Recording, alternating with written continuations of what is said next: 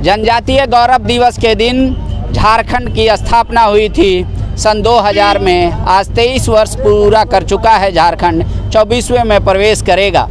इन 23 वर्षों में झारखंड ने क्या पाया और कितना पाया, क्या एक्सपेक्टेशंस के अनुसार खड़े उतरे नेता।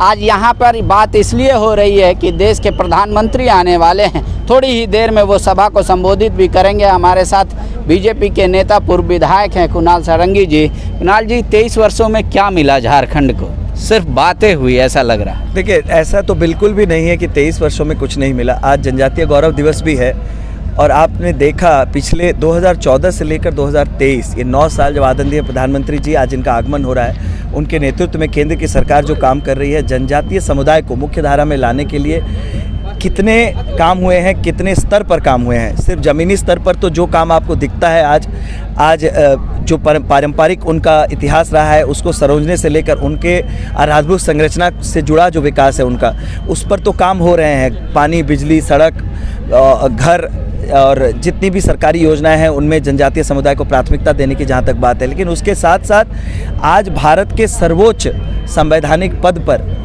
जो महिला विराजमान है वो इसी समुदाय से आती हैं और राष्ट्रपति पद पर वो काम कर रही हैं।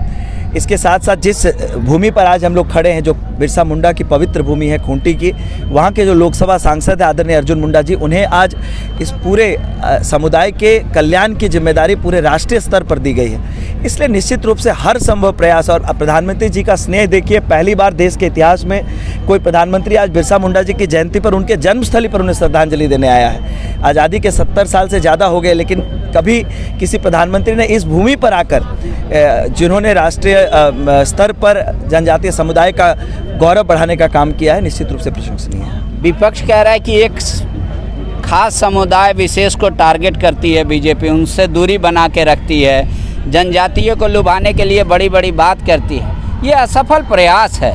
9 साल में आज याद आ रहा है बिरसा मुंडा की धरती, लेकिन इसका फल नहीं मिलेगा 24 में, क्योंकि बोल रहा है कि वो पता है लोगों को कि चश्मे के भीतर सच्चाई क्या है। विपक्ष के मेरे साथियों से मेरा विनम्र आग्रह होगा कि अपने द्वारा दिए गए अगर पिछले 9 साल के मीडिया के वक्तव्यों को आप देखें, टारगेट वाली पॉलिटिक्स कौन करता है ये बहुत स्पष्ट है। बाहरी भीतरी का खेल कौन करता है झारखंड में, हर विषय पर जो है कि इन विषयों को भावनात्मक रूप से बहलाकर जो मुख्य मुद्दे हैं उनसे ध्यान भटकाने का काम कौन करता है, ये मेरे विपक्ष के साथी अच्छी तरह से जानते हैं। सबका साथ, सबका विकास, सबका विश्वास और सबका प्रयास के सिद्धांत के साथ जो केंद्र की सरकार काम कर रही है उसका फल आप देख रहे हैं। आज जिस समुदाय को हमेशा कहा जाता है कि भारतीय जनता पार्टी को वोट नहीं करती है, उस समुदाय की महिलाएं भी आज उज्ज्वला योजना का लाभ लेती हैं, प्रधानमंत्री सड़क योजना, प्रधानमंत्री आवास योजना का लाभ लेती हैं और आदरणीय प्रधानमंत्री जी के नेतृत्व में विश्वास करती हैं। विपक्ष के अपने तर्क है, सत्ता पक्ष के अपने तर्क, लेकिन 24 से पहले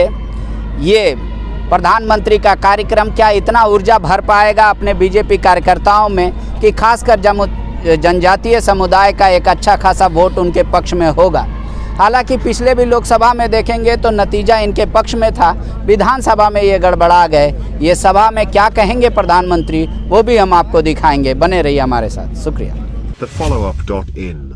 Like, share, and subscribe.